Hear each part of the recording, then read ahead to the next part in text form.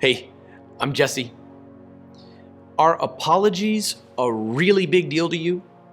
Like you really want someone to apologize? Check your heart, because you may not ever actually get peace. This is 1 Corinthians chapter 6, verse 7. As it is, to have legal disputes against one another is already a defeat for you. Why not rather be wronged? Why not rather be cheated?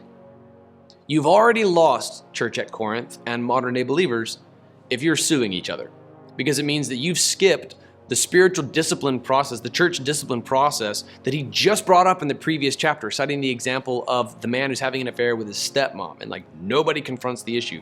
Nobody brings it up. Nobody enacts Matthew 7. Nobody enacts Matthew 18. Confront one-on-one. If he still doesn't repent, bring 2 or 3 witnesses. If he still doesn't repent, then go before the larger body of believers. And if he still doesn't repent, then you start all over again with the gospel. You treat this person like a non-believer. If your church has an official membership policy, they are excommunicated from church membership, and you start all over again. All of this is aimed at restoring the brother, by the way. That's the goal, both in the Galatian sense and in Matthew's gospel, and in what Paul says here, even in his harsh language, speaking about this brother who's being confronted. He says that he hands him over to Satan for the destruction of the flesh, so that his spirit may be saved in the day of the Lord. Even this guy who's coming under spiritual discipline, according to Paul's wording in the previous chapter, even in that case, even in that worst case scenario, the end game is that he'd be saved, is that he would be restored. The end game is redemption and reconciliation and salvation. So you've already lost.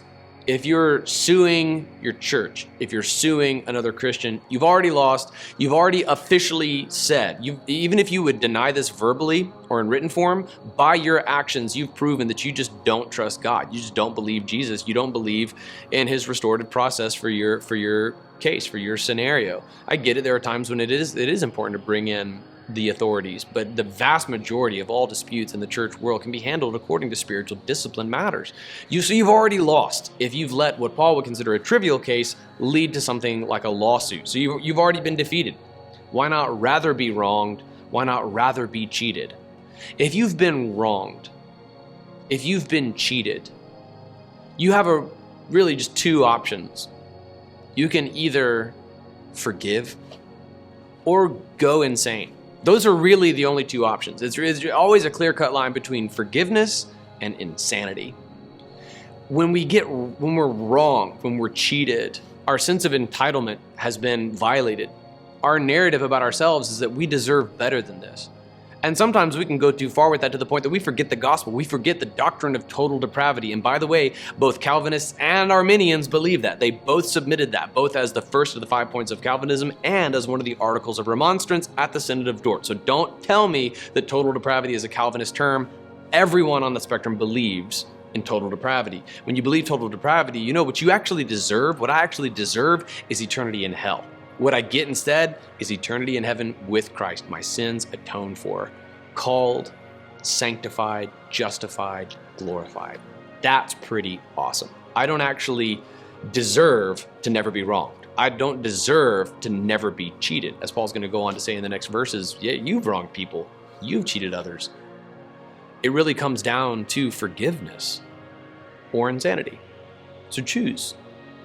It is far quicker a process to be wronged, to be cheated, to forgive and move on than it is to seek legal restitution, to seek full reparations, be they monetary or what have you.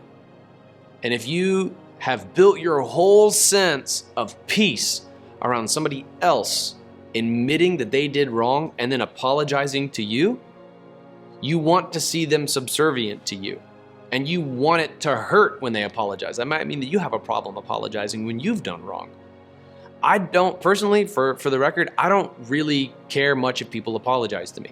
I care mostly if I'm able to forgive them in my heart. That's what really matters more. That's what actually affects my kids. If I'm sitting there all like moody and brooding and hung up on the fact that somebody's wronged me, somebody's cheated me, and I'm withholding forgiveness, and by the way, that's affecting my relationship with Christ. It's inhibiting my ability to ask God for forgiveness myself. That affects my family more than whether or not somebody apologizes to me, because they can be forced to apologize. And then what good is a forced apology? Really, what good is it? Of what use is it? You twist their arm, they say uncle, they say I'm sorry.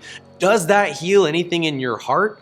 And if it strokes your ego and makes you feel superior, you got a whole other spiritual issue going on, man. Even the family members of murder victims whose loved ones' killers were executed under capital punishment don't really receive peace and healing from the execution. This is not a discussion on the legitimacy of capital punishment. I'm talking about the hearts of the aggrieved, that really the only option they have, whether or not the killer is executed, doesn't bring them peace. What brings them peace is forgiveness in their own hearts. Why not rather just be wronged, be cheated, forgive, and move on?